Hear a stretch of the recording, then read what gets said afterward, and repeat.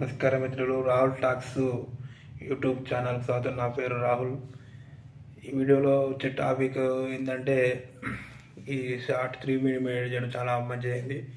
మీకు ఒక టాపిక్ చెప్పదలుచుకున్నా. నా వీడియో ఎంతవరకు షేర్ అయితే అంతవరకు పర్వాలేదు.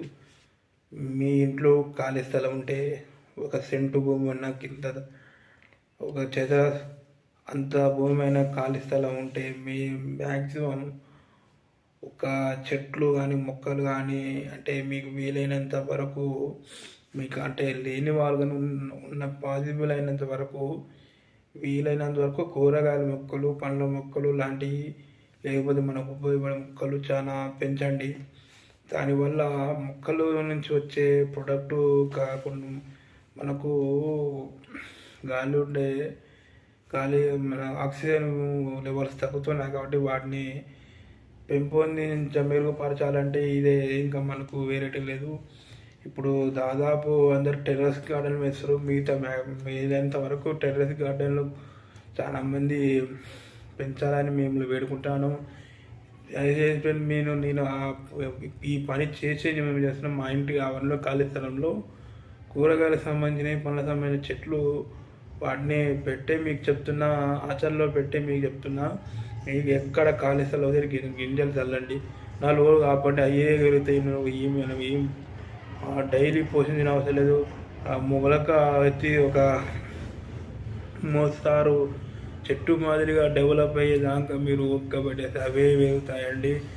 మీకు ఎంత జాగుంటే అంత, మీరు వీలైతే మీకు మీ దగ్గర ఫండ్ ఉంటే మీ ఊరు శివార్లో బీడు భూముల్లో వాటిని సరి చేసి వాటిలోకి కూరగాయల గింజలు, పళ్ళ గింజలు, మహావృక్షాలకు సంబంధించిన గింజలు వేయండి. అక్కడ చెట్ల వ్యవస్థ గ్రో అయితే మనకు ఎన్నో విధాలుగా మనకు ఆక్సిజన్ లెవెల్ పెరగవచ్చు. కూరగాయలు, పండ్లు లాంటివి కావచ్చు. ఊరి శివార్లో బీడు భూముల్లో అలాంటి మొక్కలు వేసి పెంచి అయితే ఆడ పొలాలు ఉంటే అక్కడ పొలాలు దొరకడం వల్ల మనకు మన దగ్గర కోతుల బెడద ఎక్కువ ఉంది. కాబట్టి కోతులు కూడా రావడం తగ్గించుకోవడం జరుగుతుంది. అంటే ఒక వన్యప్రాణిని మన ఇళ్ళలో రానియకుండా చేసే వాళ్ళైతుంది. మన ఊరి శివార్లు, ఊరి అవుట్స్కట్స్లో కానీ వాటికి తగ్గట్టు ఉంటే మన ఊరిలోకి రావు. అది కోతులు అయితేంది, చాలా రకాల జీవరాశులు అయితేంది. ఇప్పుడు మెయిన్గా తెలంగాణ రాష్ట్రంలో కోతుల బెడద మెయిన్గా ఉన్నది. అదేవిధంగా ఏపీలో కూడా ఉంది, కానీ ఇక్కడ తెలంగాణలో